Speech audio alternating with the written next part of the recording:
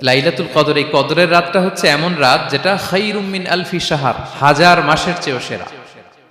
1000 মাস লাগাতার ইবাদত করলে যে সওয়াব, কদরের রাতে ইবাদত করলে এর সমান সওয়াব হবে নাকি? সমান হবে না। আল্লাহ তাআলা বলেছেন খায়রুম মিন আলফি শাহর, না, এর চেয়েও শ্রেষ্ঠ, এর চাইতেও বেশি। 1000 মাসে, অর্থাৎ 1000 মাসে হয় 83 বছর 4 মাস। তো কদরের রাতে যদি আমরা ইবাদত করি তাহলে 83 বছর 4 মাস ইবাদত করলে যে সওয়াব, সে সওয়াব আল্লাহ তাআলা আমাদের আমলনামায় নসিব করবেন। তো আমরা যেন এই কদরের রহমত বরকত থেকে যেন আমরা বঞ্চিত না হই। তো রাসূল সাল্লাল্লাহু আলাইহি ওয়াসাল্লামকে সান্ত্বনা দেওয়ার জন্য, যে হে নবী আপনি চিন্তিত হবেন না, বনি ইসরাইলের অনেক লোক 1000 বছর হায়াত পেয়েছে, শত শত বছর ইবাদত করেছে, জিহাদ করেছে, তারা হায়াত পেয়েছে বেশি কিন্তু তারা কদর পায়নি। আর আপনার উম্মতকে আমি হায়াত দিয়েছি কম কিন্তু তাদেরকে কদর দিয়েছি। সুবহানাল্লাহি বিহামদি, লাইলাতুল কদর দিয়েছি, যে কদরের রাত 1000 মাসের চেয়েও সেরা।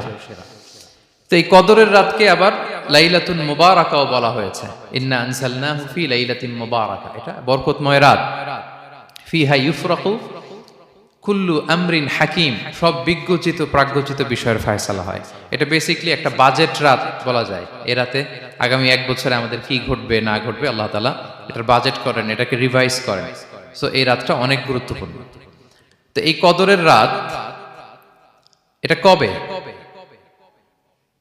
এটা স্পেসিফিক ছিল, মানে সুনির্দিষ্ট ছিল। রাসূল সাল্লাল্লাহু আলাইহি ওয়াসাল্লাম আমাদেরকে জানাতে চেয়েছিলেন কবে, কিন্তু রাসূল সাল্লাল্লাহু আলাইহি ওয়াসাল্লাম জানাতে পারেননি। সহিহ বুখারীতে এসেছে যে রাসূল সাল্লাল্লাহু আলাইহি ওয়াসাল্লাম খারাজান নবী সাল্লাল্লাহু আলাইহি ওয়াসাল্লাম লিয়ুখবিরানা বিলাইলাতিল কদর। উবাদা ইবনে সামিত রাদিয়াল্লাহু তাআলা আনহু বলেন, রাসূল সাল্লাল্লাহু আলাইহি ওয়াসাল্লাম আমাদেরকে জানাতে বের হয়েছিলেন যে কবে কদরের রাতটা। ফাতালাহা রাজুলান মিনাল মুসলিমিন, হঠাৎ মুসলমানদের মধ্য থেকে দুইজন ঝগড়া লাগলো, তর্ক লাগলো আর কি। রাসূল সাল্লাল্লাহু আলাইহি ওয়াসাল্লাম হঠাৎ করে ওই ঝগড়ার দিকে খেয়াল করলেন, ওইদিকে খেয়াল করে ওই তারিখটার কথা তিনি ভুলে গেলেন। ফারুফিআত, রাসূল সাল্লাল্লাহু আলাইহি ওয়াসাল্লাম বললেন আমার হৃদয় থেকে, অন্তঃকরণ থেকে এটাকে উঠিয়ে নেওয়া হলো।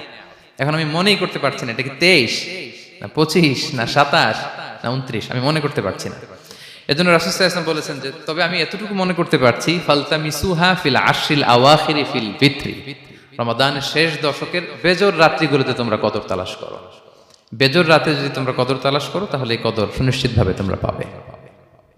তো এই জন্য স্কলাররা সবসময় বলেন যে লাস্ট 10 days অফ রমাদান খুব গুরুত্বপূর্ণ, সবচেয়ে the cream time of Ramadan. I repeat, এটা রমাদানের একেবারে মাহেন্দ্রক্ষণ। এই 10 দিনের যে কোনো 10 রাতের যে কোনো রাত কদর হয়ে যেতে পারে, বিশেষ করে অড নাইটস গুলো 21, 23, 25, 27 এবং 29, যে কোনো দিন হয়ে যেতে পারে কদর।